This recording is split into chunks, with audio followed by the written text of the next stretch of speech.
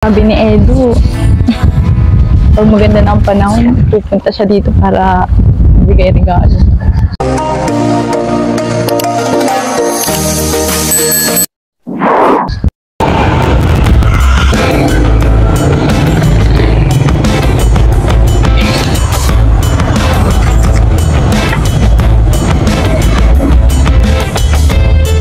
Gusto kong bilhan ng regalo sa Jancy. Ano kayo magandang regalo sa kanya? Hi everyone! Welcome back again to my channel.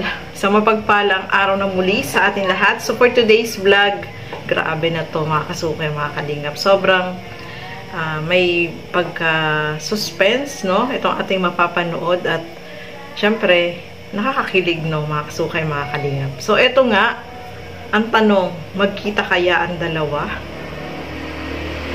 So, eto mga kasukay, mga kalingap, panoorin po natin. Pero bago natin simulan yan, huwag niyo pong kakalimutan mag-subscribe al Santos Matubang, Kalingap Rob at Edna Vlogs. At syempre, Kalingap Edo. At ang inyong lingkod, Gandang Emmy. Sa mga hindi pa po nakapag-subscribe dyan, please subscribe and please hit the notification bell para lagi po kayong updated sa aking mga ina-upload na mga reaction video.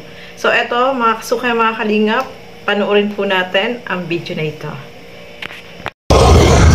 Ito na kaya.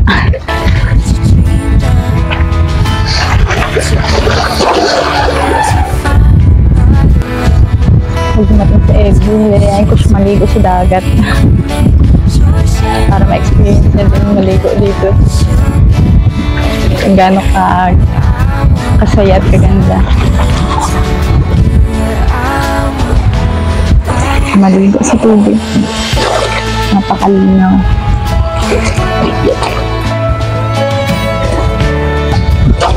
Paano kaya kung nandun na kami sa Paisan, nakabayan na ni Kalingap Rob? Siguro mag-miss ko yung lugar natin. Nandun at walang dagat doon.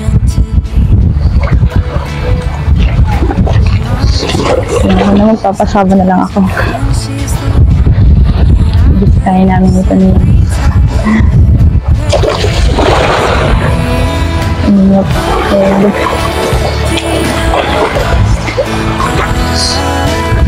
Kasi sa dagat, maganda kasi kung may problema ka, titingin-tingin ka lang, paangin ka lang, papakinggan mo lang ang mga alon, mawawala na, babawasan na yung problema mo, hindi mo siya ka na ulit.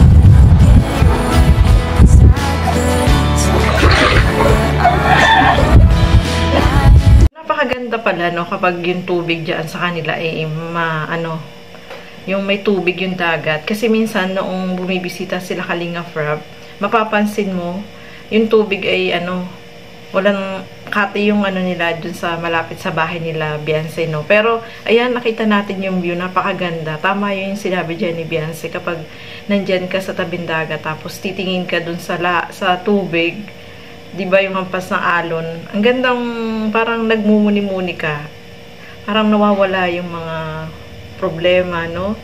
So napakaganda ng view, no, mga kasukay, mga kalingap. Ngayon ko lang nakita na sobrang ganda pala dyan sa lugar nila, no, kahit mabato yung nila, yung dagat dyan sa malapit sa kanila, napakaganda at malinaw din pala yung tubig. Pa mga kasukay, mga kalingap, kapag lumipat na ng bahay sila Beyonce, mamimiss niya dyan, no.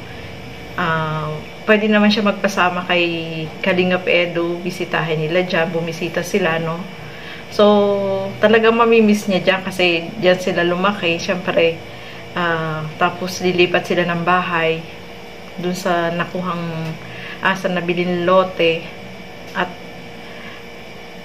syempre malapit na sila, malayo na sila sa dagat, no. Nakasanayan nila na malapit sila sa dagat. Talagang mamimiss nila yung dagat, mga kasukay, mga kalingap. At ayan po, ituloy pa po natin. Ganda. Ano kaya? Nalilito na ako, magustuhan kaya niya mga ganito. Diba, mahilig naman ang mga ano kaya? Ito, mukhang maganda nito, ang cute nito, parang bagay na bagay ibigay sa kanya. Sarap yakap-yakapin. Ito na lang. Ito po, babayaran ko po.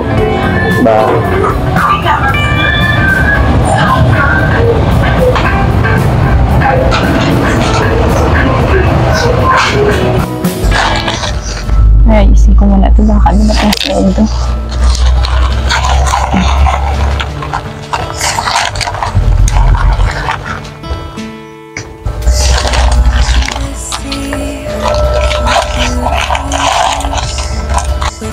Ayusin ko to para pagdating niya maganda ang bahay. Malinis. Grabe din maglukas ng mga bata.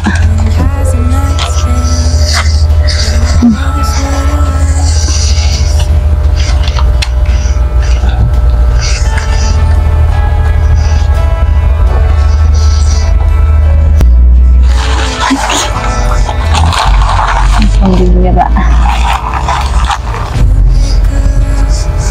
Ayusin ko ito at baka dumating na siya. Hindi pa naman ngayon.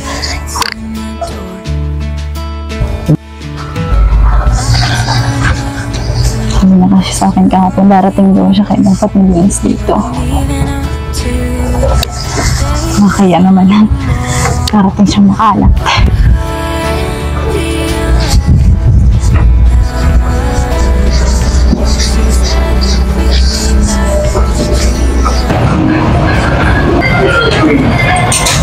Ayaw ka na yun.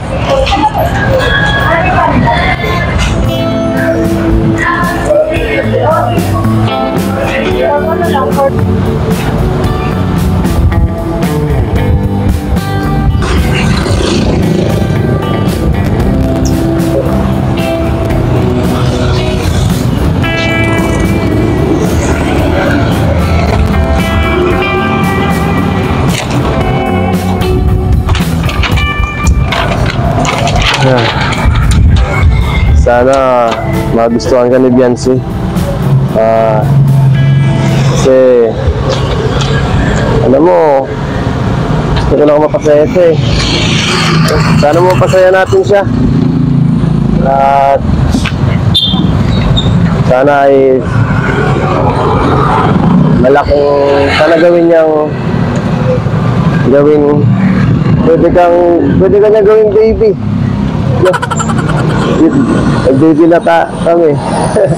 Yan. Kung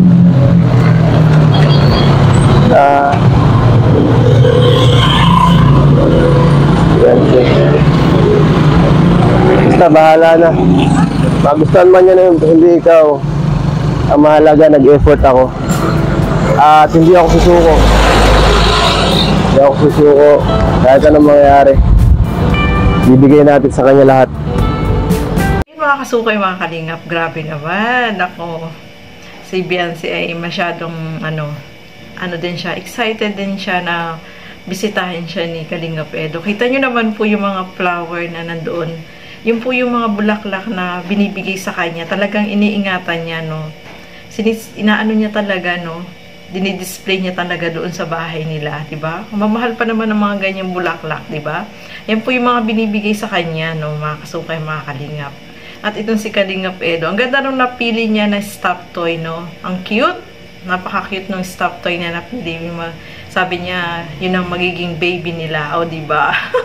Grabe na yan, mga kasukay, mga kalingap. Sobrang, kahit ano lang to, yung pinapanood natin is, yung realidad ng buhay, no, na pwedeng mangyari, mga kasukay, mga kalingap.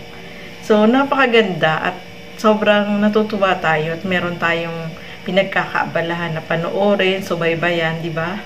So, ang ganda, no? Naka-imagine natin, parang yung feeling natin is iba yung pakiramdam, iba yung parang bumabalik tayo sa pagkabata. Especially mga senior, alam nyo ba, mga kasukay, mga kalingap, sabi nila, sa mga comment nila, parang bumabalik sila nung nung mga kabataan pa nila. Tapos, sobrang nai-enjoy nila yung panonood na may sinusubaybayan sila kagaya nito. Kaya, maraming salamat kay Kuya Bano. Kasi naisip niyang gumawa ng mga ganitong storya ng buhay, no, mga kasukay, mga kalingap. So, ituloy pa po natin.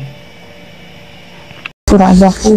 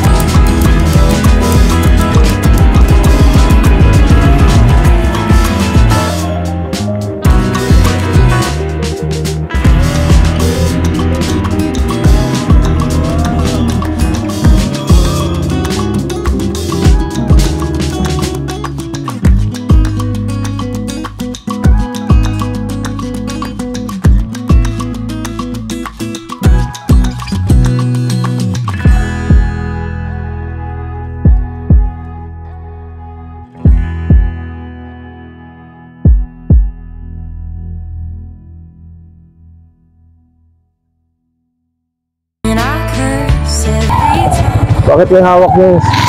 May hawak siyang kutsilyo. Huwag kang dadaan dito ah. Baka mapatay kita pare. Talagang dumaan ka pa dito. Ang lakas talaga ng loob mo, no? Dadaan ka dito. Sinasabi ko sa'yo, kapag dumaan ka dito, papatayin kita.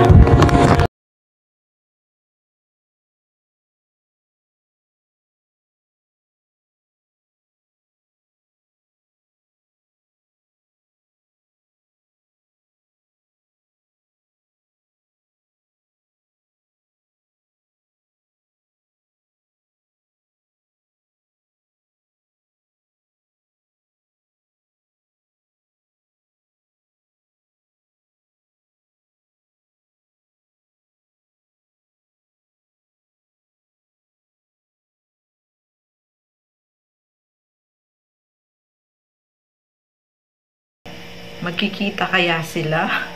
Kita nyo naman po, hinabol si Kalingap Edo nung isang lasing, no? May action pa talaga dito sa ano na to, sa sinusubaybayan natin ito, no, mga kasukay, mga Kalingap. At si Beyonce, sobrang nainip na po siya, nakatulog na siya. Hawak-hawak niya pa yung Skyplex at saka yung Coke, hawak niya, pampamerienda niya kay Edo, tapos hindi naman dumating. Oh no! Ano kaya mangyayari nito, mga kasukay, mga Kalingap? At yung dapat na ibibigay na stop toy dito kay Beyonce ay nahulog po sa ilog.